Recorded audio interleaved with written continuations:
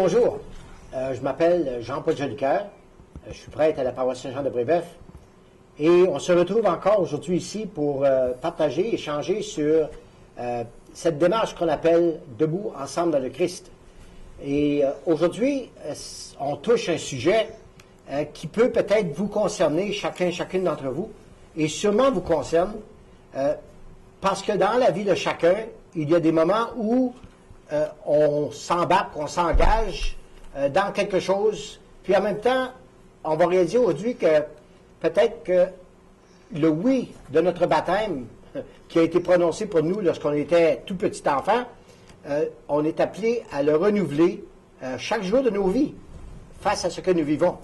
Donc aujourd'hui, nous allons partager un peu cette démarche avec Mijou Pelletier et aussi notre cher ami ici, Carl Aho, et qui est avec nous aussi depuis quelques semaines.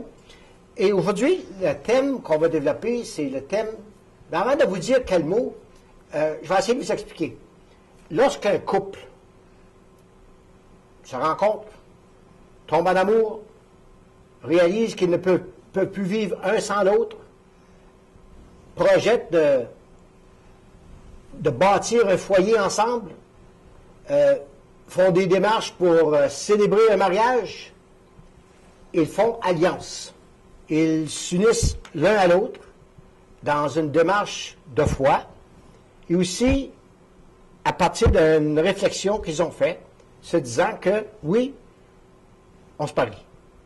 Donc, ils font alliance. Ils prennent un engagement, il y a un pacte qui s'établit entre eux. Donc, on va simplement faire un petit brainstorming là-dessus. Mijou, quand tu penses au mot alliance, qu'est-ce que c'est qui te vient à l'esprit premièrement? Pour moi, c'est le mot qui me vient à l'esprit, c'est peut-être entente. Entente au niveau du cœur, puis entente au niveau d'une relation. Puis des exemples?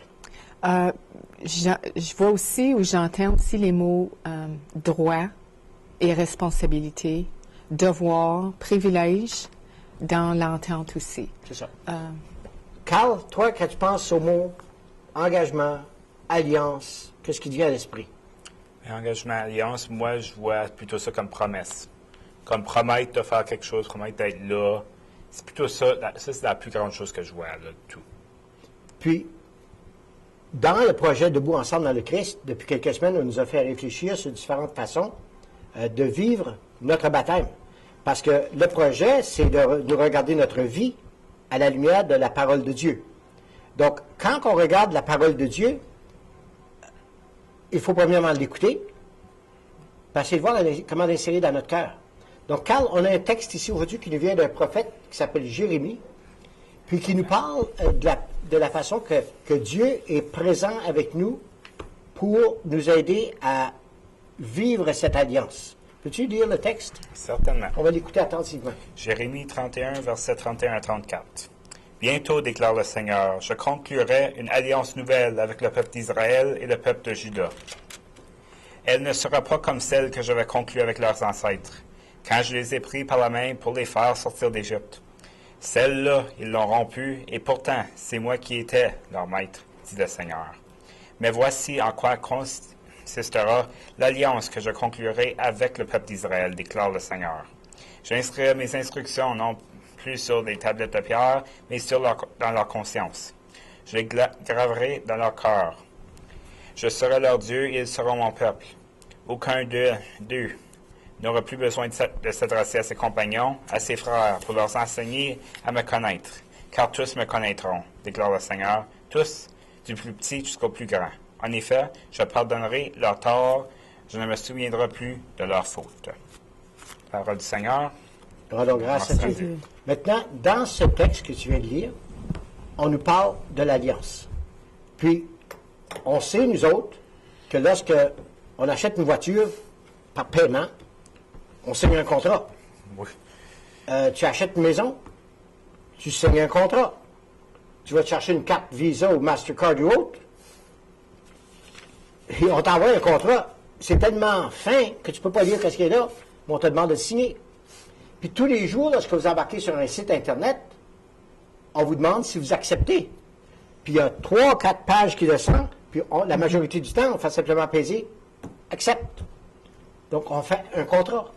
Mais ici, Dieu parle d'un contrat qu'il y a entre la personne humaine, le peuple d'Israël, et nous. Mais lui, il ne parle pas de signer un contrat.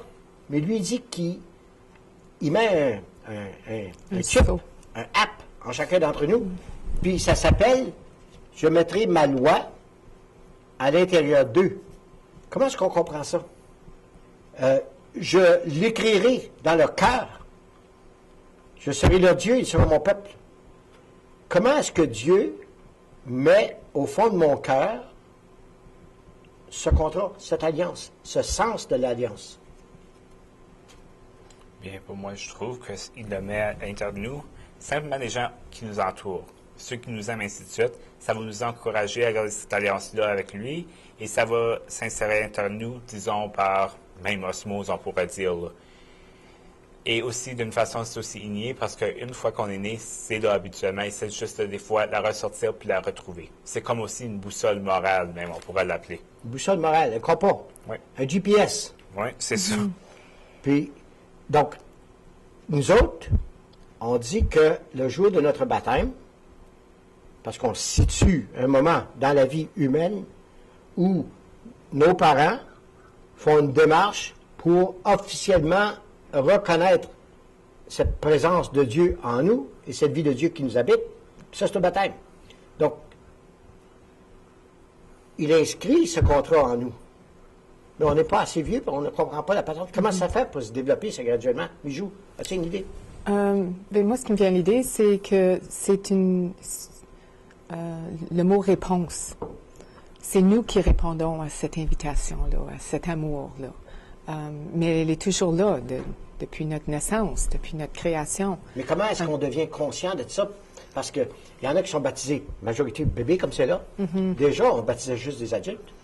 On baptise encore des enfants de 5, 6, 7 ans, 8 ans, 10 ans. Mais pour beaucoup, le baptême, c'est un geste de transition, plus ou moins. L'enfant est venu au monde humainement parlant. On veut l'insérer dans la communauté. On le fait baptiser. C'est ça. Mais comment est-ce qu'on fait pour rappeler continuellement à cet enfant d'où il vient? Bien, un peu comme Carl disait tantôt, c'est par l'amour des autres, c'est par les relations qu'on développe avec les autres, c'est par l'enseignement, l'éducation. On se réfère souvent au terme « élever un enfant ». Bien, quand on élève un enfant, on lui donne les outils, les repères nécessaires. Puis, une partie de ces outils et ces repères, c'est là où notre vie spirituelle est développée, où nos valeurs chrétiennes rentrent en jeu, où on reconnaît l'amour de Dieu par les gens qui nous entourent. C'est ça. Donc, je crois, je pense comme toi, c'est qu'à un certain moment, le parrain, la marraine, le père, la mère de l'enfant, son entourage vont lui faire découvrir par leur façon de lui parler, par leur façon de le traiter, par leur façon d'agir avec les autres. Vont lui faire découvrir quelles sont ces attitudes qui accompagnent quelqu'un qui a reçu le baptême. Donc, on parle d'alliance. L'enfant va reconnaître dans le parent, je crois, ou dans l'adulte qui l'entoure, les attitudes de Jésus qui se vivent avec lui. On dit dans la Bible les béatitudes. En anglais, on dit « Beatitudes of Christ in that person's life ». Donc, le jeune ou la personne devient un peu ce que son entourage l'amène à être. Donc, tu parles à ton enfant, pas avec des mots, mais par la tendresse que tu as, par la façon que tu lui parles, par le pardon que tu lui accordes quand il fait des choses qui ne sont pas toujours bien, mais toujours en l'éclairant sur le chemin qu'il a à suivre. Donc, on parlait tout à l'heure, avant de commencer l'émission, de responsabilité. Toi, Carl, tu es aux études. Il y a beaucoup de comités. Et dans ces comités-là, on demande des bénévoles. Puis il y a des gens qui s'engagent. Puis on leur demande d'être à des réunions, puis on leur demande de partager des responsabilités. Ici, on parle de la fidélité, de ne pas briser cette alliance. C'est-tu facile à vivre, ça, aujourd'hui? C'est pas des affaires les plus faciles à vivre aujourd'hui, simplement pour le fait qu'il y a tellement d'affaires qui se passent que c'est très difficile de se commettre à une chose, et c'est très difficile d'éviter d'être distrait. J'ose espérer que je peux faire de mon mieux de ne pas le faire, mais c'est quasiment inévitable ces jours de dévier un peu. On peut d'abord qu'on se réessaye puis on se met à 100%. Habituellement, tout va bien aller par contre. C'est ça qui est le plus important. Là. Puis entre personnes, il y a des amitiés qui se développent à l'école. Ouais. Puis les amitiés, on sait que ça peut être fort. Puis le fait que tu as un ami ou une amie à qui tu peux te confier, puis qui apprend à te connaître, puis que tu apprends à découvrir, il y a des liens forts. Puis vous êtes des étudiants. Puis toi, tu vas aller ton chemin, puis les autres vont aller leur chemin. Il y a toujours quelque chose qui va demeurer en vous. Le souvenir, le mémoire d'avoir eu cet ami-là, puis d'avoir eu cette personne-là dans ta vie.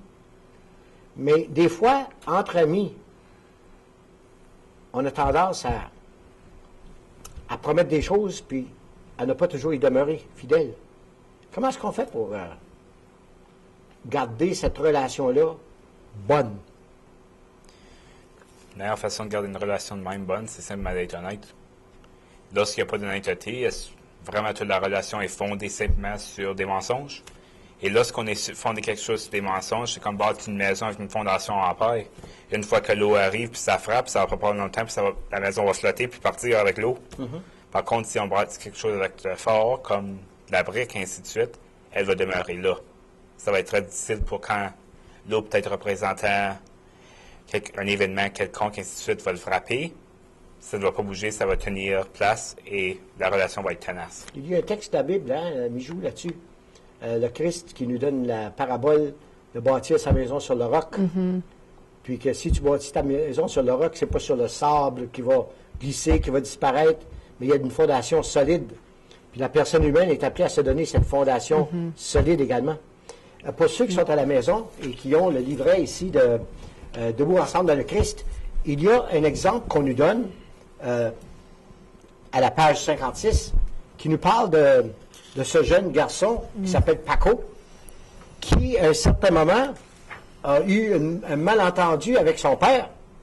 Puis, vous savez qu'est-ce qui arrive quand tu as des malentendus avec tes parents, des fois? Il y a l'orgueil qui marche des deux côtés. Puis, au risque de ne plus se parler, on prend chacun notre bout, puis on claque les portes. Mais ici, on voit dans ce texte quelque chose de merveilleux qui est arrivé. Peux-tu nous en parler un peu, Mijou? Bien, si je peux résumer, c'est le père qui a réalisé peut-être ses manques avec son fils et lui a écrit une lettre. Puis il l'a adressée, il l'a mis publiquement dans le journal.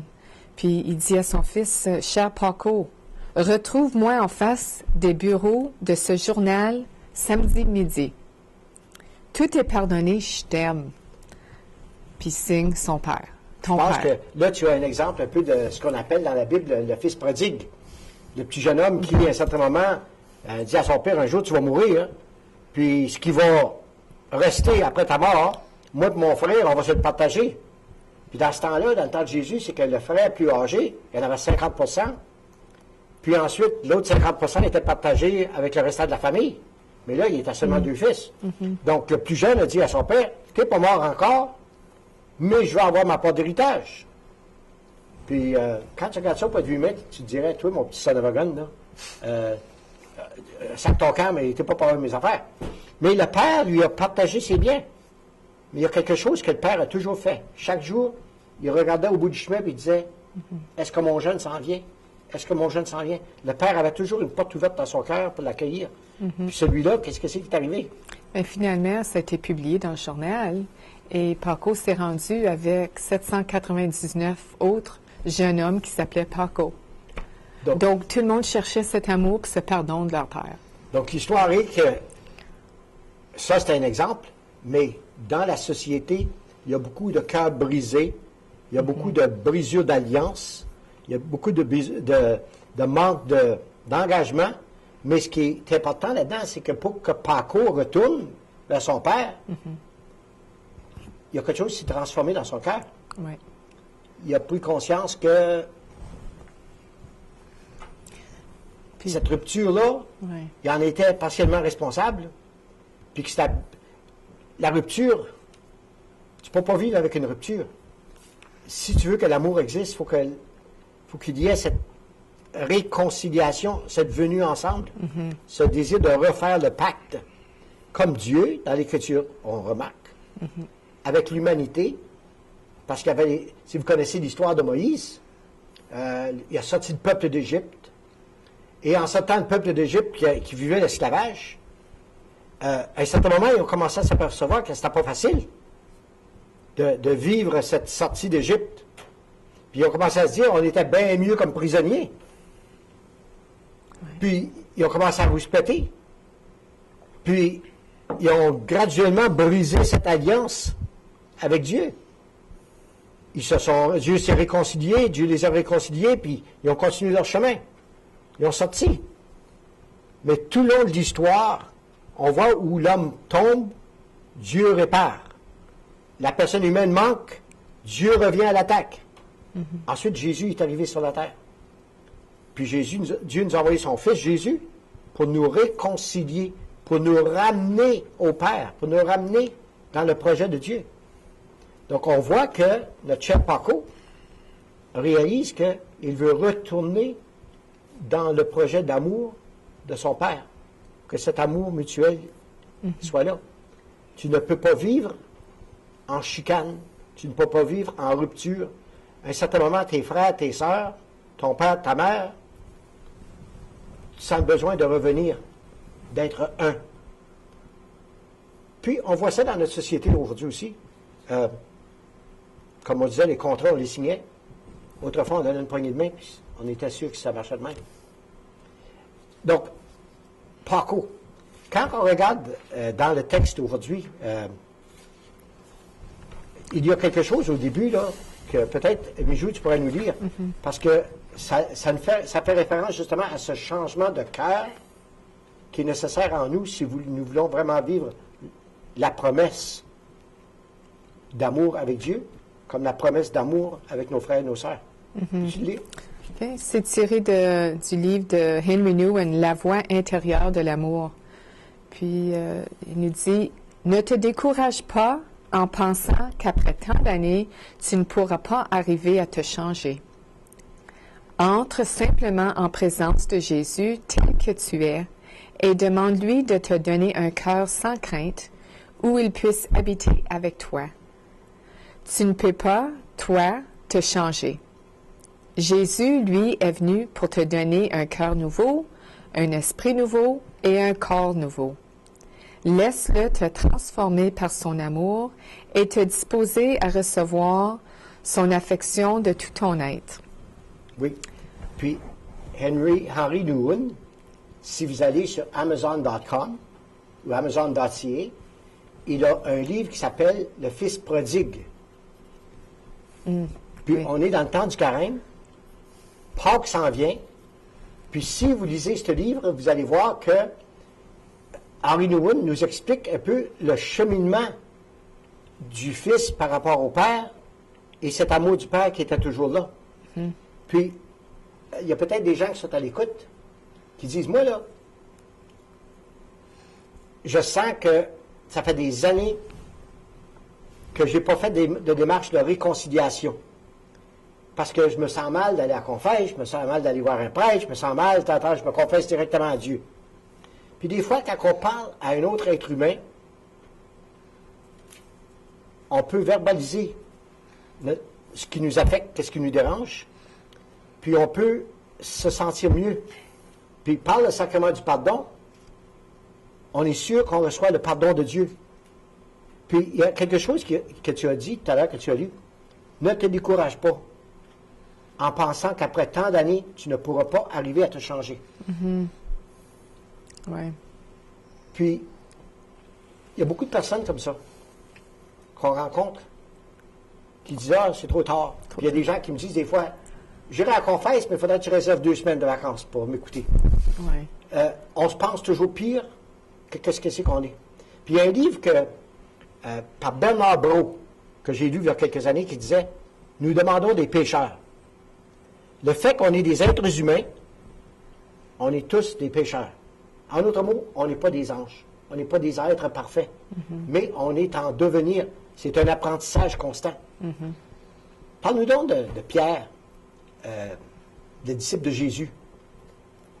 Lui aussi, à un certain moment, il a fait une promesse. Mais qu'est-ce qui est arrivé à un certain moment avec Pierre? Mais il a renié Jésus. Il a promis qu'il serait toujours fidèle, puis là pour lui, puis pour l'aider, puis... Puis pourtant, mon Pierre, il a fini par être le premier pape, le premier évêque de Rome, le premier apôtre de Jésus, en charge de l'Église. Puis comme tu dis, il a renié Jésus. Il a dit, je serai toujours avec toi, tu es le Fils de Dieu. Puis tout à coup, non, je ne le connais pas, quand il a vu qu'il y avait toute cette turbulence. Si vous êtes allé voir le film Son of God, il y a une partie du film qui nous montre ça bien clairement, comment Pierre a renié Jésus. Mais si Pierre aurait dit, moi je ne change pas, je suis plus capable, j'ai manqué à Dieu, j'ai manqué à Jésus, je l'ai renié. Mais il est revenu. On peut toujours recommencer. On peut toujours recommencer. Puis il y a un chant là-dessus du carême que vous trouvez dans votre prière en Église. Tout recommence. Il y a toujours une façon de recommencer. Puis ensuite, il y a d'autres choses, tu as lu. Continue donc après à changer, là. Entre simplement en présence de Jésus, tel que tu es, et demande-lui de te donner un cœur sans crainte, où il puisse habiter avec toi. C'est ça. Donc, je ne sais pas comment tu comprends ça, toi, Carl. Ouvrir notre cœur pour qu'il puisse habiter avec nous. Ben, simplement de laisser son influence entrer en nous, et laisser aussi nos actions refléter ça, parce que de nos jours, c'est pas exactement facile de vivre la vie idéale comme on le suggère dans la Bible, là, mais on peut juste simplement essayer d'être des bonnes personnes, ainsi de suite, puis c'est de même que ça va rentrer dans nous. OK. Comment est-ce qu'on arrive à laisser la parole de Dieu entrer en nous? Bien, simplement de l'écouter et aussi d'y penser, analyser, sortir ce qui est important pour nous et aussi de s'entourer avec des bonnes personnes qui vont nous donner des opportunités à le laisser faire vivre par nous autres. Puis, je pense que quand on pense, lorsqu'on est plus jeune, on pense à des personnes qui sont, d'une certaine façon, des haut-parleurs de Dieu, sans nécessairement parler de Dieu. Moi, j'ai eu des professeurs, jamais qui nous ont parlé de Dieu, mais leur façon d'agir, le respect qu'ils avaient pour les autres, la justice qu'ils apportaient à un échange, une discussion et un malentendu. Nos grands-parents, comme il y a une jeune fille qui me disait l'autre jour, moi je ne vais pas à l'église, j'ai ma mère qui me parle de Dieu. Comment est-ce que ta mère fait parler de Dieu? Bien, ma mère, elle me refuse jamais rien, je peux faire toutes les bêtises au monde, puis elle m'aime quand même. Donc, puis avec le temps, cette petite fille-là va grandir, puis elle va devenir une photocopie de sa mère. Puis elle va se demander comment ça se fait, je suis de même. Puis graduellement, sa mère a fini par habiter son cœur. Puis toi, puis moi, on a des personnes sur nos chemins qui sont des personnes de Dieu, sans le dire, mais à force de les voir agir, à force de les écouter, à force de nous impressionner, même si on n'est pas toujours d'accord avec les autres, graduellement, ils finissent par habiter en nous. Puis, on fait des funérailles des fois, hein? Beaucoup de funérailles. Puis, on s'aperçoit que les personnes qui vivent un deuil, à mesure qu'on vieillit, on s'aperçoit que on devient un peu comme notre père et notre mère. On devient comme ces personnes qu'on a admirées. Un couple qui est marié, à un certain moment, Carl, je ne sais pas si tu as remarqué ça, toi, mais après un bout de temps, ils se ressemblent. Oui. Même les apparences extérieures. Physiquement. Puis, le mari vient pour dire quelque chose, puis la femme finit la phrase. Ou le mari, il ne pose même pas la question, puis la femme va arriver avec quelque chose. Moi, tu savais que j'avais voulu avoir ça, moi. Il y a une communication non verbale qui s'établit. Donc, d'une certaine façon, Dieu nous parle à travers des personnes qui sont avec nous. Puis Jésus, lui, est venu pour te donner un cœur nouveau et un esprit nouveau et un corps nouveau. Donc, nous autres, là, qu'on ait l'âge qu'on veut, la question qu'il faut se poser, est-ce que je veux vraiment être heureux ou heureuse? Puis quel est le bonheur que je cherche? Si tu dans la drogue? Si tu dans la boisson? Si tu encore à la grille-pote? Ou le bonheur que je cherche, est-ce que je veux être heureux puis satisfait avec moi-même? Est-ce que je veux réaliser que si je suis sur cette terre, je veux rendre ce monde meilleur? Est-ce que je veux partager ma vie avec quelqu'un que j'aime beaucoup, puis je veux être heureux ou heureuse avec lui ou avec elle? Ou on peut bâtir un foyer où on va avoir des enfants, où nos enfants vont refléter l'amour que nous portons dans notre cœur? Mais ça veut dire qu'il faut prendre des décisions, des choix. So, moi, aujourd'hui, là, je vous invite, ceux qui sont à l'écoute, de peut-être vous poser sérieusement la question. Il n'y a personne qui vous voit, il n'y a personne qui va vous écouter, il n'y a personne qui va vous entendre. Mais au fond de votre cœur, est-ce que vous aimeriez laisser le Seigneur toucher votre cœur? Puis est-ce que vous accepteriez de renouer cette alliance? Vous portez un anneau pour votre mariage, là? Est-ce que vous aimeriez renouer cette alliance avec Dieu dans votre vie? Puis si par hasard, le long du chemin, vous avez pris un chemin, un détour, bien dites-vous ceci, il est probablement sur ce chemin-là Dieu qui est prêt à vous accueillir les bras ouverts. Puis c'est le fils prodigue, le père du jeune homme qui a voulu sacrer son camp. Il n'a pas posé de questions, il a simplement dit, bienvenue, on t'accueille, tu es chez vous. Puis je pense pendant ce temps de carême, surtout Pâques qui arrive là, dans une semaine plus ou moins, Dieu nous dit, welcome back. Viens-t'en. Puis il n'y a pas de bêtise que tu peux avoir fait dans ta vie qui ne sera pas pardonnable. Give God a chance. As-tu quelque chose à finir avec, Mijou? Bien, un peu juste pour résumer ce que vous venez de dire aussi, que notre foi, vraiment, c'est un don, mais c'est notre réponse à ce don. Puis j'aime beaucoup vos questions, puis tout ce que vous... là où vous interpellez, puis vous questionnez nos téléspectateurs à lui donner une chance. C'est ça. Oui. Carl? Non, je trouve que c'est excellent parce que ça nous donne toute une perspective différente sur ce qu'on vit. Comme à la vie, il y a des affaires qui arrivent dans la vie, qui arrivent pour une raison. Puis c'est bon des fois d'avoir une chance pour penser, peut-être pour trouver des réponses pour nous-mêmes de ce qui se passe dans notre vie. Et pourquoi ça arrive, évidemment. C'est ça.